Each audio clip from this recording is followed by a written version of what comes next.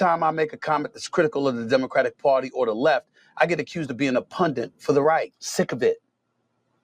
Sick of the Democrats walking around like they have such a higher moral compass, a higher moral foundation than everybody else. No, enough of that demagoguery.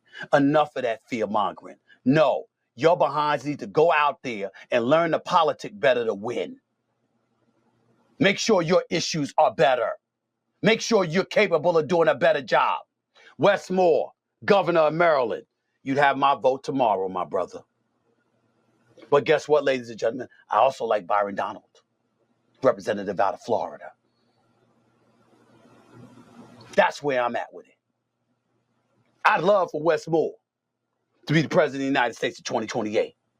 I'd love for Byron Donald to be the next governor of Florida. There, I said it. If that ain't independence, I don't know what is. But I'm sick of all of this. I really am. Democrats, you lost. You got your butts whipped. Own it, live with it, accept it, embrace it, and look in the damn mirror. And stop acting like the problem lies with others. It lies with you. Your messengers were weak. Your message was weaker. And I know that because the American people said so in droves. Own it and get off your moral high horse. What's up, y'all? Gerald here, creator of Gospel Chops and your host for this YouTube channel, back with another video. Y'all, Stephen A. Smith is coming into the realization that he has been hoodwinked by the left.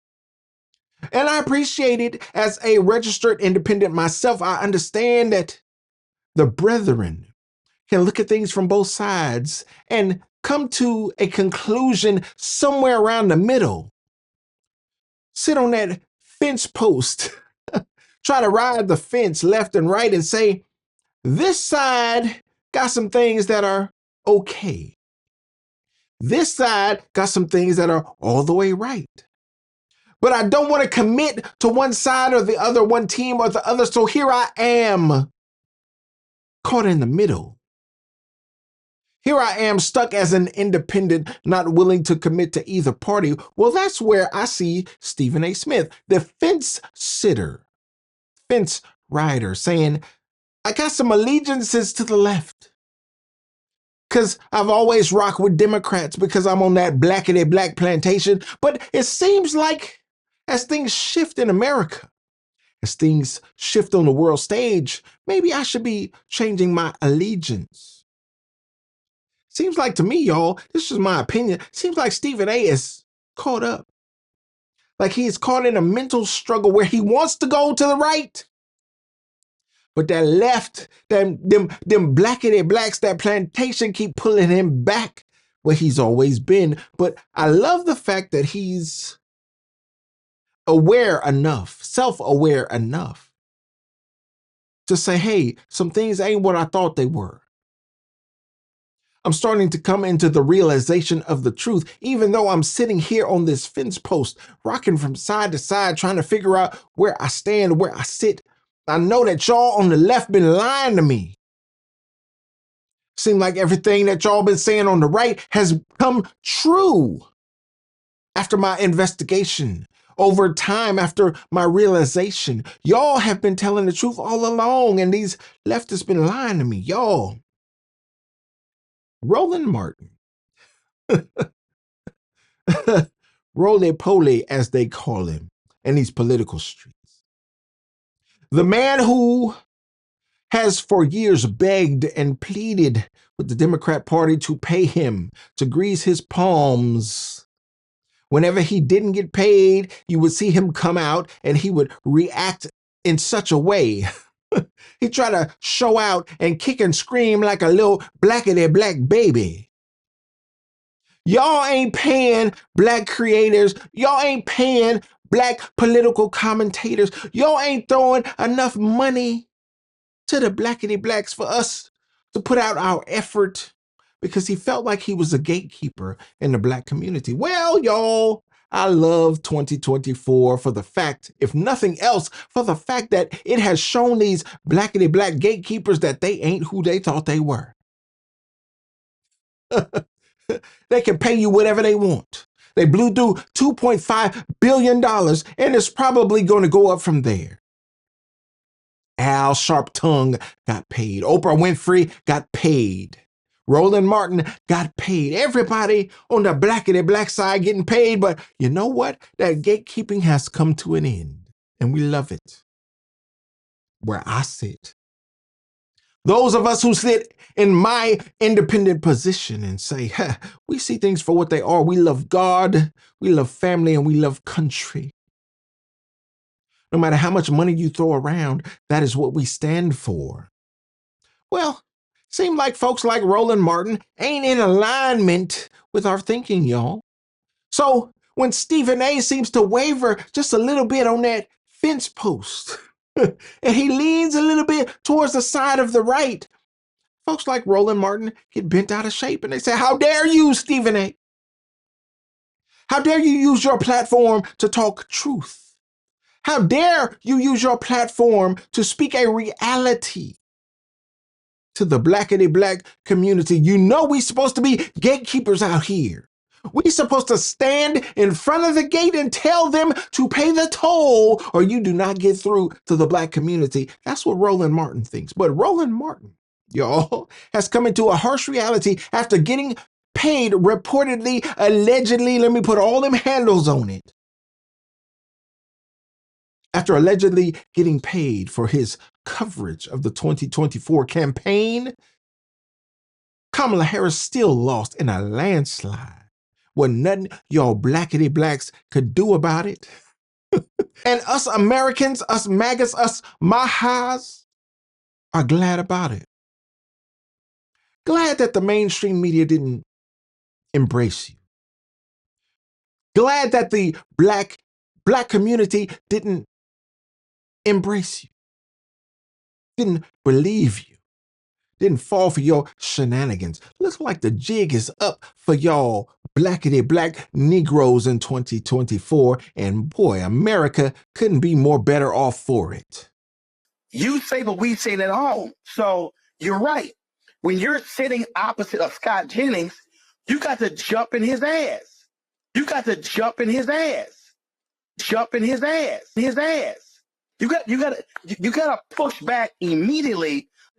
Jump in his ass. Every time they open their mouth about something pertaining to y'all, they seem right to make the case that the right had a monopoly on insidious, evil tendencies, corrupt tendencies, duplicitous, hypocritical, untruthful tendencies.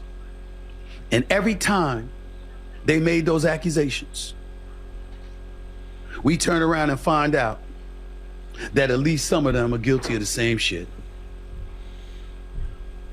I don't know about y'all, but I'm sick of all of it. I'm sick of all of it. They've actually made Donald Trump look like he was right instead of them.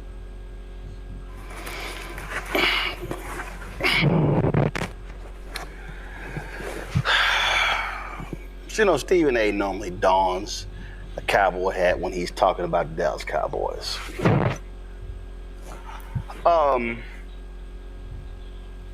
I have no idea what the hell Stephen A. was just talking about. I know Stephen A. I respect Stephen A. Stephen A., you know sports. On this, you know what the hell you talking about. Like, I literally have no idea what the hell he was talking about there. You know what he talking about, Rolly? You know what he talking about? Stephen A. is talking about being bamboozled, tricked, hoodwinked, led astray by left-wing propagandists like yourself. You know what he's talking about. Don't play dumb, okay? Don't play dumb. He's talking about people like you. That's what he's talking about. How he's pissed off, and the Democrats, and and Trump said stuff was rigged. And y'all, MAGA is running that clip everywhere. Oh, they are saying, oh, see, even Stephen, the truth, they always know the truth. Go to my iPad. Associated Press, Fact Focus, Inspector General's January 6th report misrepresented as proof of FBI setup. The basis of what the right has been saying is that January 6th was fine, it was great, it was wonderful, but the FBI, it was a setup. The FBI, they were behind the whole deal. They were agents. They were the ones who were starting stuff. The report, this is the AP, the Watchdog report examined a number of areas. Go back, including whether major intelligence failures preceded the riot and whether the FBI in some way provoked the violence. Claims spreading online focus on the report's finding that 26 FBI informants were in Washington for election-related protests on January 6th, including 3 who had been tasked with traveling to the city to report on others who were potentially planning to attend the events.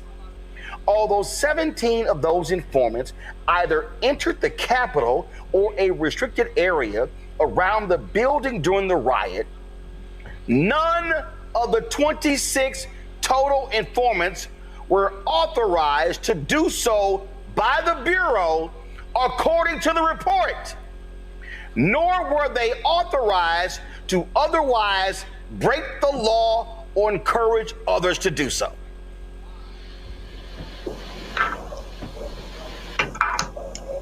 That's the report. And so when Stephen A is going on and they sat here making Trump out to be true. No, he lied. He lied. Claim a December 2024 report released by the DOJ's Office of the Inspector General is proof that the January 6th Capitol riot was a setup by the FBI. The facts, that's false. The report found that report found that no undercover FBI employees were at the riot on January 6th and that none of the Bureau's informants were authorized to participate. Informants, also known as confidential human sources, work with the FBI to provide information, but are not on the Bureau's payroll, undercover agents, or employed by the FBI. Those are facts. And so for Stephen A. and Clay Travis and Sage Steele, all the rest of these people, let me help y'all out something.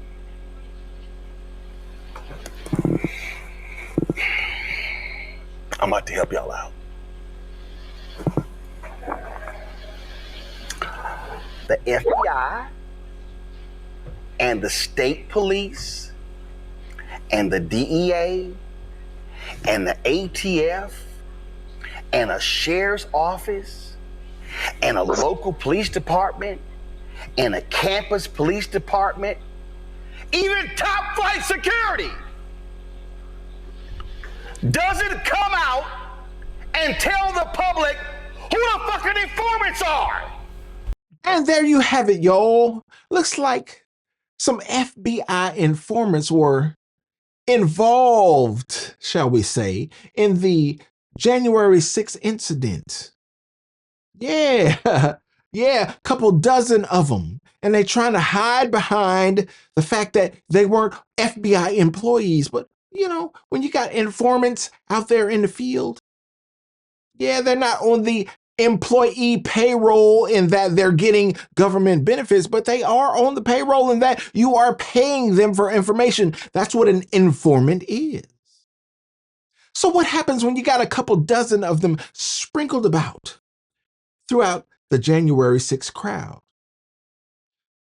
You got a couple dozen of them who are inciting people to do certain things. You got a couple dozen of them who have gone into restricted areas. Why is it that they have not been charged? Listen, y'all. Listen. Those of us who side with the right, we just want fairness. We saying if Steve Bannon had to do 4 months in prison for contempt of Congress, if Peter Navarro had to do 4 months in prison in his 70s for contempt of Congress, well, we should keep it fair, right? Fair is fair. Then people on the left should serve prison time just as well. And your Attorney General Merrick Garland has been held in contempt of Congress, and he owes us 4 months. That's right. And there are others on the left who have been in contempt of Congress who owe us 4 months. If the FBI had 26 agents there on January 6th, those agents owe us prison time because you had some old ladies who have been sentenced to prison. You had some folks who entered into the foyer of the congressional building, just walking around, looking clueless, wandering around, taking in all of the setting, and they got sentenced to years in prison. They owe us some time too. Why is it that those innocent old ladies have been sentenced to prison, but the 26 FBI agents have not been sentenced to prison? Y'all owe us some time because we talking about fairness. You got to understand where we're coming from. It's about fairness. And here you have the Biden administration that is handing out pardons left and right. He can't hand out enough pardons fast enough before Donald Trump takes office. Listen, perhaps those pardons will not save you. Perhaps the American people will find a way and pressure its government, the government of the people, by the people, for the people. Perhaps they will pressure that government to find a way around those pardons such that those people serve the equal amount of time as the people who have served before them. It's only fair, right? In fact, some of them, as we learned from this report, entered the restricted area, went into the Capitol. Were they inciting anything? Mm-hmm. Were they enticing anyone to go with them? I really would love to know what exactly they were saying to the people in the groups that they were part of. I also think it's interesting that this report comes out the day after Chris Wray resigns. It seems to me that he may not have wanted to contend with the questions that, of course, are going to emerge from everything that we're learning today. And the other point I'd like to make is something that David Spunch just raised, where he said that Matthew Graves, who's the U.S. attorney here in Washington, D.C., did not prosecute any of those confidential human sources, spies, that did enter the Capitol that day. And his office, Graves' office, did put out a statement and said that they did not generally prosecute anyone who just went into the Capitol and didn't commit other crimes. My question there is, what does generally mean? How did they make those decisions? And why weren't those particular paid spies part of that group? The 23 confidential human sources, just reading through this, Carrie, 3 of them entered the Capitol during the riot. An additional 11 entered the restricted area around the Capitol, to your point. Based on what we have learned so far in the details of this report, how would you characterize the findings? Well, it's very interesting. I think it's especially interesting given that people who some of them were just, I think, internet sleuths and the like, have been talking about this for years. And it was only, I think, a couple of years ago that a DOJ attorney in court made the admission that some of these people were present that day. But if you remember, anyone who even raised the possibility that they were paid FBI spies, part of what happened, who were part of what happened on January 6th, they were deemed crazy, conspiracy theorists, and the like. Now, look, confidential human sources are a law enforcement tool that are used in all kinds of situations. And we know that some of these people were apparently part of the Proud Boys and Oath Keepers. But again, why so many? What were they doing? What were the conversations they were having? And if they were, in fact, according to the IG and the FBI, not authorized to be there, then why weren't they prosecuted like everybody else who were prosecuted for similar issues? Do you know why? Because the informants are inside the groups. The Proud Boys, that racist group, the FBI had people on the inside feeding them information. You can't arrest somebody unless a crime is committed or unless they were planning, let's say, to kill somebody. Every law enforcement agency has undercover cops. These were not undercover agents. They were informants. So, Stephen A., what were Democrats lying about? What were they lying about? All of a sudden, MAGA's like, oh, no. This is all the FBI. No! They were informants. Tell us what's going on. Feed us information. In fact, one of the Proud Boys who's in prison, that Enrique dude, he was an